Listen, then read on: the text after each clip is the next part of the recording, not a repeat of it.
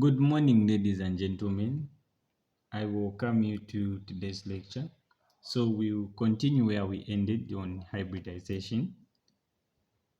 As we defined, hybridization is just the mixing of atomic orbitals.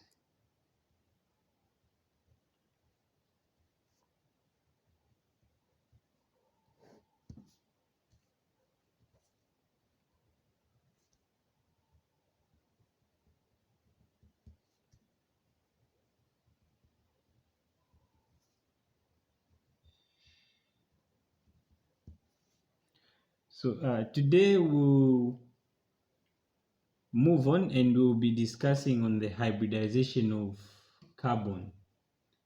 So carbon can undergo hybridization once it's in the excited state. Now, as we attempt the question in the tutorial sheet, where I challenged you to answer to show me the steps of hybridization of carbon. So we'll go through each steps and we'll firstly start with the hybridization of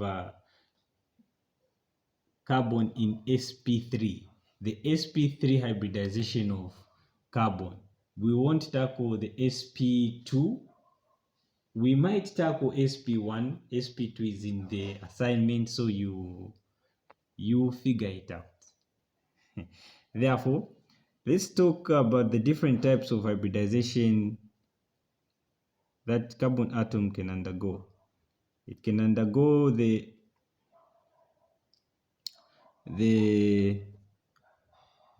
sp3 hybridization,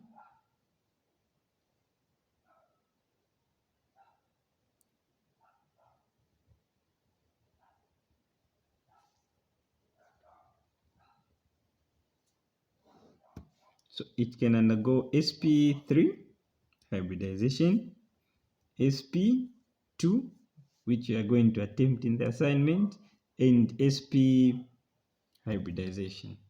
So today we'll discuss on the sp3 hybridization. So now, the first thing when attempting this question, you have to write the electronic configuration of carbon atom. So the electronic configuration of carbon atom, it is the same as the ground state of carbon atoms. I wonder why you get confused when we hear you write the ground state. So just the electronic configuration of carbon atom or any atom you are dealing with, that is the ground state of that carbon. The same electronic configuration is even the excited state of those atoms. That is only done when the electrons are occupied in all the orbitals of, especially the p orbitals of those particular atom you're dealing with. Anyway, for now we are discussing on carbon, so let's dwell much our focus on carbon. Therefore, we will write the electronic configuration of carbon. So the electronic configuration of carbon is the ground state of carbon. So we have the 1s orbital with 2 electrons. We also have the 2s orbital equally with 2 electrons.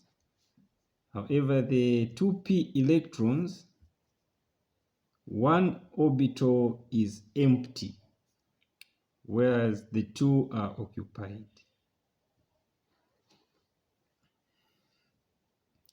So now, this is the ground state.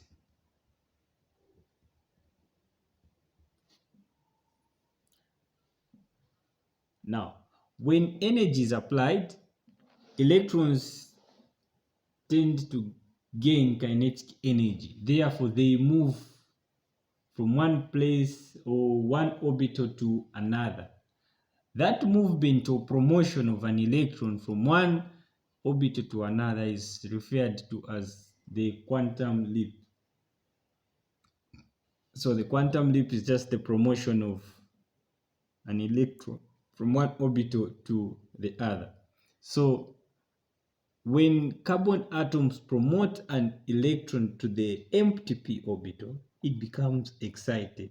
So that is the excited state of carbon atom. So the electronic configuration in the excited state of carbon atom, we have the 1s orbital with 2 electrons, then the 2s orbital will have 1 electron,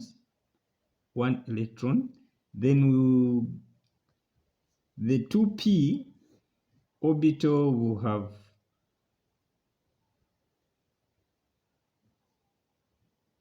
an electron each.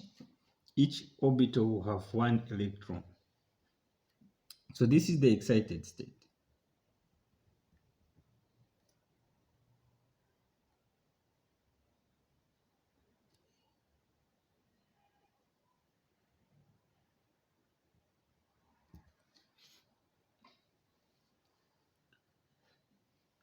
Now, since we know the excited states of carbon atom, there now hybridization can start taking place. When the carbon atom is excited, that's when it can undergo the different types of hybridization. It cannot go any hybridization if it's not excited. So we are talking that it cannot undergo any hybridization when that orbital, the 2p orbital, one orbital of the 2p is not occupied with any electron. But once it is occupied, it can undergo all the 3 types of hybridization highlighted. So now let's see how this is done. So now there will be now mixing of atomic orbitals.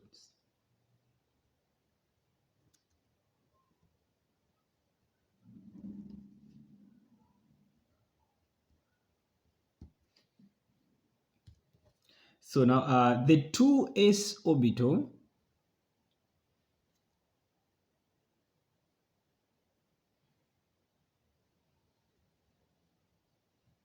mixes with all the 3 2p orbital.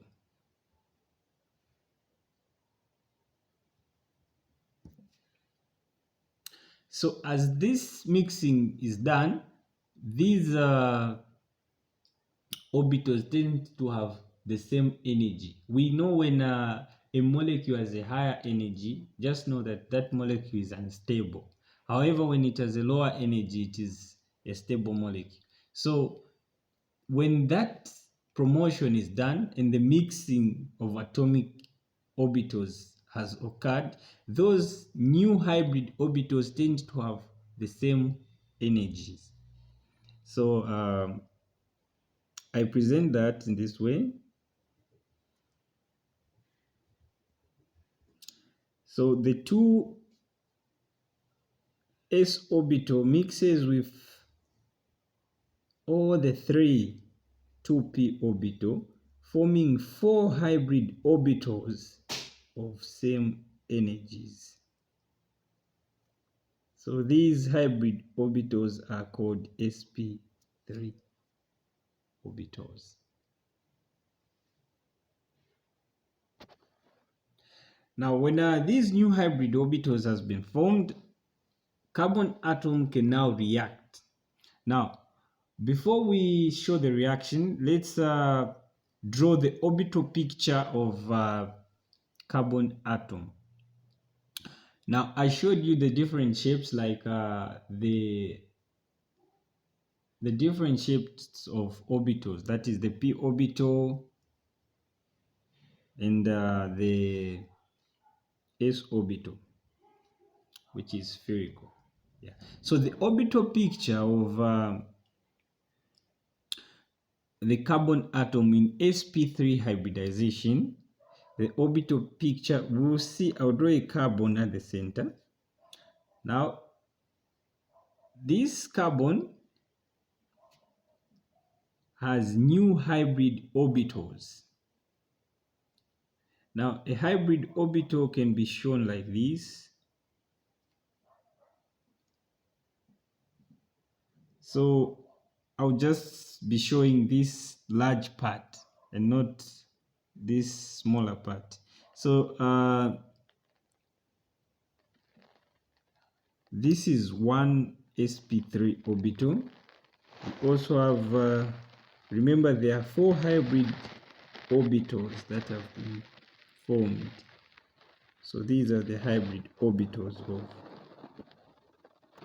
carbon atom once undergoing an sp3 hybridization. Now each orbital has one electron.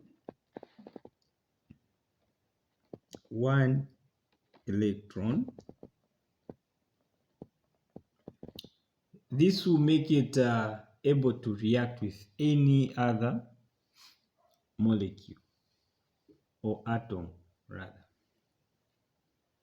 So now suppose hydrogen comes to react with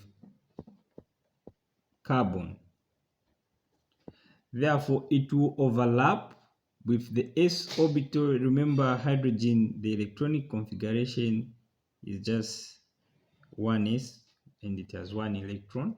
So it will overlap with the carbon. So this is the shape of the s orbital.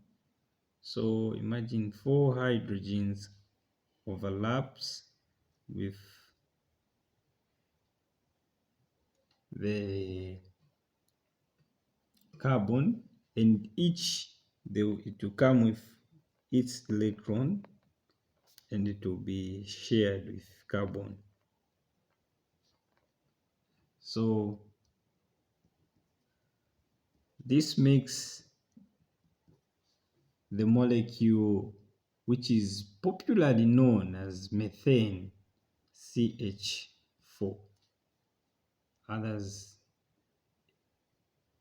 tend to write it like this, CH4. Now,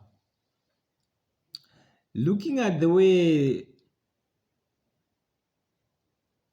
they are oriented, the orbitals are oriented in such a way that they are free from interacting with each other. They are oriented in space such that there is negligible interaction. Therefore, this makes this molecule to be a stable molecule. It has a geometry of 109.5 degrees, and its shape is a tetrahedral shape. So as you present your answer, you write the geometry, that is 109.5 degrees. That is the angle of stability, and the shape, it is tetrahedral.